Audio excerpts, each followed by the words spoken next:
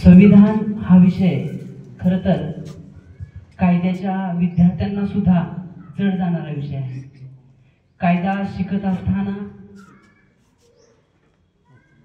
किचकट वाटणारा विषय, बऱ्याचदा बॅकलॉग राहणारा विषय हा लॉच्या विद्यार्थ्यांना कॉन्स्टिट्यूशन असतो आणि ही सत्य परिस्थिती आहे. मी ती कॉलेजला असताना अनुभवलेली आहे. परंतु जागर संविधानाचा हा उपक्रम आमच्या वकील संघटनेतील वकील बांधवांनी गेल्या वर्षी सुरू केला आणि हा सुरू करण्यापाठीमागे उद्देश एकच होता की संविधानाचा जागर करण्यामध्ये, लोकांपर्यंत संविधान पोहोचवण्यामध्ये आपण एक खारीचा वाटा उचलूया. 100 लोकांपैकी, उपस्थित 100 लोकांपैकी 10 लोकांना ते संविधान समजलं. 10 लोकांपैकी ते किमान एकानं जरी अंमलात आणण्याचा, त्यातली मूल्य तो स्वतःच्या जीवनात अंमलात आणण्याचा प्रयत्न केला तर ह्या कार्यक्रमाचं सार्थक होईल या शुद्ध भावनेतून हा आम्ही कार्यक्रम सुरू केलेला होता. प्रास्ताविकामध्ये गोरवे सरांनी सांगितलं की गेल्या वर्षी जवळपास 100हून अधिक स्पर्धकांनी या वक्तृत्व स्पर्धेमध्ये भाग घेतला होता आणि या स्पर्धेमध्ये भाग घेतल्यानंतर ऑनलाईन वक्तृत्व स्पर्धेचे जे काही व्ह्यूज होते ते जवळपास 42 लाखांपर्यंत आम्ही ते पोहोचवलेले होते. म्हणजे 42 लोकांपर्यंत आम्ही ते संविधान पोहोचवण्याचा एक छोटासा प्रयत्न केला होता. यावर्षी एक प्रॅक्टिकल व्ह्यूने आम्ही रांगोळी स्पर्धेच्या माध्यमातून महिलांना याच्यामध्ये ऍक्टिव्ह करता यावं आणि महिलांना संविधानाबाबत एक अल्पशा का होईना माहिती देता यावी या उद्देशानं ही आजची स्पर्धा आयोजित केली होती. आपण मान्यवरांनी या कार्यक्रमाला आल्यानंतर उपस्थित रांगोळ्या पाहिल्या. या रांगोळ्या पाहिल्यानंतर जसा तुम्हाला आणि मला सुद्धा प्रश्न पडला होता की नक्की बक्षीस द्यायचं कोणाला, कारण बक्षीस आम्ही 3 जाहीर केली होती आणि या स्पर्धेसाठी जवळपास 35 स्पर्धक आलेले होते. या 35 पैकी सगळ्या स्पर्धकांनी अतिशय सुंदर आणि अतिशय चांगल्या अशा या रांगोळ्या या ठिकाणी काढलेल्या होत्या.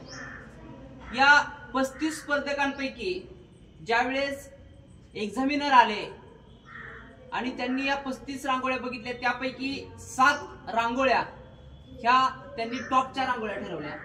त्याच्यामध्ये रांगोळीचा क्रमांक 1, 2, 9, 10, 11, 14 आणि 30 आपल्याला जे रांगोळीचे बॉक्स दिले होते त्याच्यामध्ये मी परत रिपीट करतो, 1, 2, 9, 10, 11, 14 आणि 30 या नंबरच्या रांगोळ्या ह्या टॉप 7 मधल्या रांगोळ्या होत्या.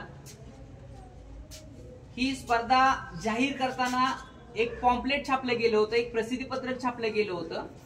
त्याच्यामध्ये स्पष्ट काही अटी दिल्या होत्या की रांगोळी ही 3x3च्या कॉलम मध्ये तुम्हाला काढावी लागेल आणि त्याच्यामध्ये स्पष्ट सांगितलं होतं की रंगसंगती, स्वच्छता यावरती रांगोळीचे मूल्यमापन केलं जाईल आणि रांगोळी ही भारतीय संविधान आणि डॉक्टर बाबासाहेब आंबेडकर यांच्याशी रिलेटेड असावी, अशा काही अटी आणि कंडिशन दिल्या गेल्या होत्या.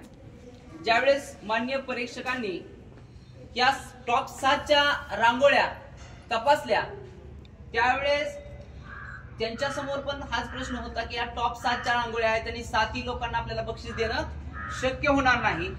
त्यानंतर रंगसंगती आणि स्वच्छता, त्याचबरोबर एक्झामिनर यांनी या रांगोळ्या पाहिल्यानंतर टॉप 3च्या रांगोळ्या काढल्या. या टॉप 3च्या रांगोळ्या ना आपण बक्षीस देणार आहोत. परंतु हे बक्षीस देत असताना एक रांगोळी मॅडम जे एक्झामिनरने आम्हाला बक्षिसासाठी दिलेली नाही, परंतु आमचे आयोजक कमिटीला असं वाटलं की ही रांगोळी जरी बक्षिसाला पात्र नसली तरी त्या रांगोळीला न्याय देणं गरजेचं आहे आणि म्हणून हे रांगोळीतले जे बक्षीस आहे, जे त्या देऊ केलेल्या 3 बक्षिसांव्यतिरिक्त त्या रांगोळीचा सन्मान होणं गरजेचं आहे असं आयोजकांना वाटलं. त्यामुळं मी या ठिकाणी त्या स्पर्धकांना विनंती करतो की त्यांनी या ठिकाणी हे उत्तेजनार्थ सन्मानाचं बक्षीस स्वीकारण्यासाठी रांगोळी क्रमांक 16 सॉरी रांगोळी क्रमांक 10 हे बक्षीस सौ कादंबरी राहुल सूर्यवंशी यांनी स्वीकारण्यासाठी यावं। यामध्ये मान्यवरांच्या हस्ते प्रशस्तीपत्रक आणि स्मृतिचिन्ह देऊन त्यांचा या ठिकाणी विशेष असा सन्मान करण्यात येतो। मी सर्व मान्यवरांना विनंती करतो की आपण तो सन्मान करावा। स्मृतिचिन्ह कुठे? इथेच या पुढे।